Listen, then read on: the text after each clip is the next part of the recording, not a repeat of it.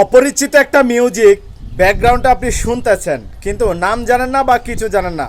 কিন্তু এই মিউজিকটাকে আপনি কিভাবে বের করবেন, ইউটিউব বা বিভিন্ন ওয়েবসাইট থেকে কিভাবে খুঁজে বের করবেন, আজকের এই ভিডিওতে আমি আপনাদেরকে সেটাই দেখাবো। অপরিচিত মিউজিকগুলো কিভাবে খুঁজে বের করবেন।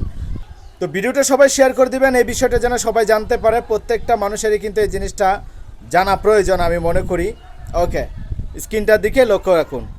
অপরিচিত মিউজিক খুঁজে বের করার জন্য এখন আমরা যে কাজটা করব, সর্বপ্রথম গুগল প্লে স্টোরে চলে আসব।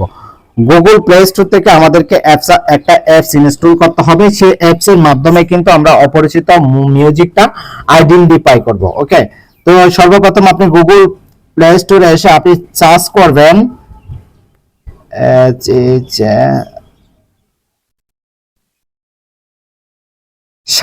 শাহজাহানটা আপনি সার্চ করবেন। সার্চ করার পর এই যে অ্যাপসটা দেখতে পাচ্ছেন, এটা আপনি গুগল প্লে স্টোর থেকে আপনি ইনস্টল করবেন। ইনস্টল করার পর এটাকে আপনি সরাসরি এখানে ওপেন। তো এখানে আমার যে সাউন্ডটা ছিল সেই সাউন্ডটা কিন্তু মিউট হয়ে গেছে। আমি পরবর্তীতে আমাকে আবার ভয়েস দিতে হয়েছে।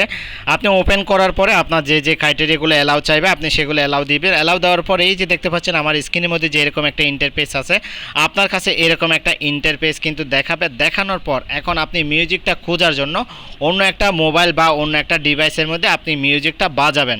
মিউজিকটা বাজানোর পরে আপনি এই যে অ্যাপসের যে লোগোটা আছে সেই লোগোর উপরে ক্লিক করে দিবেন। ক্লিক করার পরে সাথে সাথে কিন্তু আইডেন্টিফাই কিন্তু করে নেবে এই অ্যাপসটা। এত দ্রুত গতিতে আইডেন্টিফাই করবে যেটা কিন্তু আপনি কল্পনাও করতে পারবেন না। ওকে বন্ধুরা, তো বন্ধুরা দেখুন আমি যে গানটা কিন্তু বাজিয়েছিলাম সেটা কিন্তু আইডেন্টিফাই করে আমার সামনে নিয়ে আসছে অলরেডি। আমি স্ক্রল ডাউন করে যদি একটু নিচের দিকে যাই, এই যে দেখতে পাচ্ছেন ইউটিউব থেকে কিন্তু অলরেডি এটা কিন্তু গানটা শু করেছে। এই আপনারও কিন্তু এইরকম শু করবে। ওকে, তারপর আপনি গানটা আপনার মতো করে আপনি শুনতে পারবেন সুন্দর করে, অথবা আপনি যে কোনো জায়গায় যদি আপনার ব্যবহার করার ইচ্ছা থাকে তাহলে আপনি ব্যবহার করতে পারবেন। এভাবে কিন্তু আইডেন্টিফাই করে একটা মিউজিক, একটা গানকে আপনি কিভাবে খুঁজে বের করবেন এই অ্যাপসের মাধ্যমে, সেটাই কিন্তু আমি আপনাদেরকে দেখালাম। এখন আপনি এখান থেকে যদি প্লে করেন, প্লে করার সাথে সাথে কিন্তু আপনি চাইলে এই গানটা আপনি ইউটিউবে গিয়ে সরাসরি কিন্তু আপনি শুনতে পারবেন। এটা কিন্তু আসলে সবচেয়ে বেশি ভালো লাগে। থ্যাংক ইউ সো মাচ ভিডিওটা দেখার জন্য। শেয়ার করে দিবেন সবাই।